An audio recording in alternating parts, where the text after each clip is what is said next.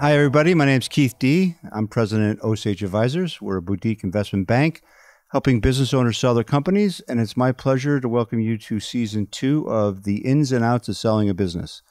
I can't believe it's over a year since I started this project, and very excited for Season 1. As you'll note, a couple things on Season 2 a little different. We are now shooting a video, so if anybody wants to see who I am in person, you can always hit your YouTube button, take a look at us. So welcome new subscribers, old friends, and let's get started. Today, what I wanted to do is kind of reflect a little bit on the market. March 11th just passed. It's 2 years since the pandemic began, and a lot's happened. I think as we look back on the pandemic, the world basically stopped. The markets crashed. Everybody went on a pause button, and we didn't know what was going to happen. So today, we're going to take a look at where the markets are today. But where we look at the markets today, let's look at the markets where they used to be. So prior to March 11th of 2 years ago, the M&A market was very active. There was a lot of buyers out there. There was a lot of money out there, and valuations were up. So today, where are we? Well, there's a lot of money out there. There's a lot of buyers out there, and valuations are up. So what happened in the 2 years since we started this unfortunate and horrific pandemic is that the money never really went away. It hit the pause button. For me personally, when March 11th hit, I was looking at my business, looking at our clientele, and we all kind of said, okay, let's stop. Let's see what's going on. I mean, the lending dried up, the cash flow dried up, and everybody hit the pause button, like I said earlier. So we take a look at ourselves, and everybody said, okay, what are we going to do? So everybody had to retrench. We had to rethink about where we are. So the market kind of was in a position where it was on a standby, on a standstill. And that lasted about 2 or 3 months. And then as we started learning more about the pandemic and where things are, the market started to loosen up a bit. And this effectively was driven by what I call institutional capital. That's private equity funds that buy business for a living. They were still, that money didn't go away. That money was still there. And they needed to put it to work. They had investors they had to give returns to. And so what happened was they started leading the charge back in M&A. And so they started getting creative. They started looking at ways, how are we going to make this money work? So they started looking at their typical way of buying a business, and they started to, be more flexible. And that started driving the activity. And business owners who were thinking of selling at the time, all of a sudden, some of their viewpoints changed. Here we are. I'm just going to keep my business. I'm going to do this. I'm going to do that. Nothing's going to happen. Nothing's going to change. All of a sudden, we hit a dead stop. And so people started to reflect to themselves and said, maybe now's the time to start thinking about doing something. Maybe I should take some chips off the table. Maybe I need to diversify my portfolio to protect my family, myself, etc. So we started having conversations again. And this happened, I would say, midsummer, late summer of 2020. And then as we came through Labor Day, the markets were really starting to heat back up to a point where valuations were back up. Owners were saying, okay, let's see if we can get a deal done. The equity funds, as I said, were more flexible on how to do a deal. And then also, other companies, strategic buyers started coming back to the market. Life didn't stop, had to move forward. And so we moved forward in a way that worked for both the buyer and the seller. So let's dial forward today. Okay. 2021 was probably the most active M&A market that I can remember. This is our 21st year of business. We've never been busier. Our phones are ringing off the hook.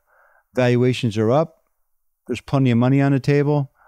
Even the financing sources, the banks who finance these deals are clamoring to put their money to work. So it's kind of created the perfect storm in 2021. From a business owner who's looking to sell, you couldn't pick a better time. The markets are extremely, extremely active. And what's happening here is that the last I looked, I think there was $1.5 trillion of money on the sidelines looking to buy companies. So business owners are in a good position if they're thinking of selling. And then the banks are looking to lend into this. So you take that $1 trillion and you multiply that by 4, so you can see the money, the market's awash with money looking for deals. A lot of you out there listening today, your phones have been ringing. Business owners have been looking, picking up the phone, taking these calls. You're getting emails, you're getting letters, and that's because the demand is so high. So if the demand's so high, what's the best thing to do? Right? What's the best thing for you? What's the best thing for your family? How do you move forward with this? Well, from our perspective, someone who's been in business for, 10, 20, 30, 40 years even, that you owe it to yourself to test the market. Why just pick up that phone call? And that's what ins and outs of selling your business is all about.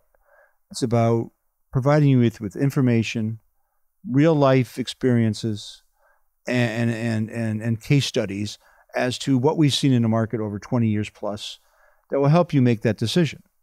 Let me give you an example. Prior to the pandemic, when we took a company to market, and we run an auction process, so what our goal is to have people compete against each other to get a seat at the table, just to meet with you, right? To put forth an offer, an initial offer, just to get the opportunity to sit down with you at the table and then determine whether or not you want to move forward with one or any of them to the next level, is to sign a letter of intent and move forward. So in 2021, we, just to back up 7, we typically get 8 to 12 offers, initial offers per deal. In 2021, one deal, we got 28 initial offers from various types of buyers that wanted to get a seat at the table to meet with our client. Another deal, we got 19 offers to get a seat at the table. And so what does that tell you? It tells you that the supply of high quality companies in the marketplace is low. And it comes back to basic economics, supply and demand. So if you're a performing company in this market, you're going to get a lot of attention. So it's important for you to test the market. I mean, here you are, at the 1 yard line, so to speak. You've worked with your family, you've worked with your customers, your vendors, local officials, back and forth, your employees, back and forth, and here you're almost at the goal line. You get the extra last 10% to get you over the goal line, right? Versus picking up that phone and say, okay, I want to do a deal. You should drive the market. You should test the market on your behalf. And that way you not only maximize the value of your company from a standpoint of price, but also from what's best for you and your family, the culture you create, of legacy you've provided, and of your family business, and of course your employees. I mean, the bottom line is I would say almost all of our clients realize that they are not there where they are today without their employee base, and they want to make sure those employees are taken care of moving forward. So the market is extremely hot. You are in a great position if you're thinking about selling, and we advise you to test the market as best you can. So we're going to get through this. We're going to go through a number of examples throughout the various podcasts in season 2. And our goal, of course, is to provide you with information so you can make an informed decision that's best for you and your family. So at this point, we'll see you at our next podcast. I hope you enjoyed this. And again, my name's kdee. I'm President of Osage Advisors. We're a boutique investment bank working with sellers of family close-held businesses. This is our 21st year, and we're excited to have you join us. Thank you.